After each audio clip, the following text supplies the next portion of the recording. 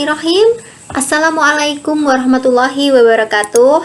Hai kelas 8, apa kabar? Semoga kalian selalu sehat dan selalu semangat dalam pembelajaran ya. Oke, materi kita kali ini adalah tentang perdagangan antar pulau atau antar daerah. Kenapa suatu daerah dengan daerah yang lain bisa melakukan perdagangan? Yang pasti, alasan utamanya adalah setiap daerah memiliki keunggulan atau keterbatasan sumber daya ekonomi yang berbeda.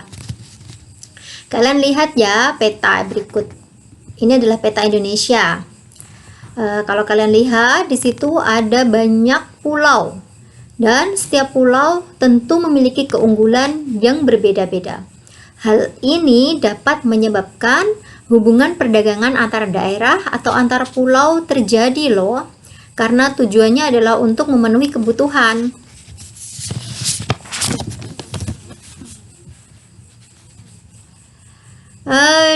Sehingga kalau kalian lihat dari gambar berikut, tentu kalian bisa mengartikan kan, perdagangan sendiri itu artinya adalah kegiatan tukar menukar barang dan atau jasa berdasarkan kesepakatan bersama.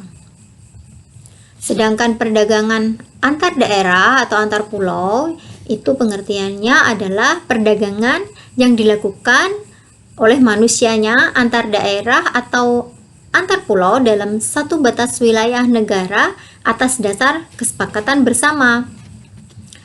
Kalau kalian lihat pada gambar ini perdagangannya sifatnya masih konvensional ya. Karena kalau zaman sekarang kalian tentu sering dong melihat perdagangan yang terjadi adalah lebih cenderung sifatnya online. Karena lebih mudah, lebih cepat, ya kan?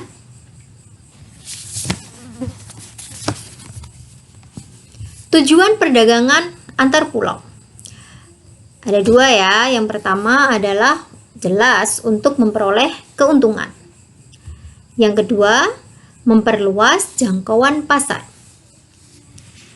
Contohnya seperti ini. Ada seorang produsen tas.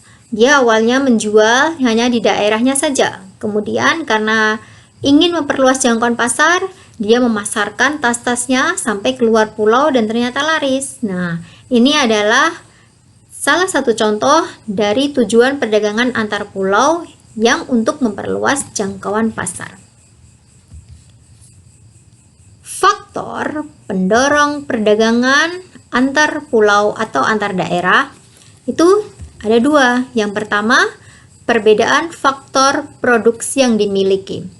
Contohnya gini, misalkan daerah pegunungan menghasilkan sayuran, sedangkan daerah dataran rendah menghasilkan ikan. Sehingga antar kedua daerah ini melakukan perdagangan. Nah, ini adalah contoh dari perbedaan faktor produksi yang dimiliki. Sedangkan yang kedua, perbedaan tingkat harga antar daerah. Contohnya gini, daerah pegunungan menghasilkan banyak sayuran, tapi kalau dijual di daerahnya sendiri, harganya murah. Akhirnya mencari tempat pemasaran misalkan di kota besar. Maka dia menghasilkan lebih banyak keuntungan. Nah, ini adalah contoh dari perbedaan tingkat harga antar daerah.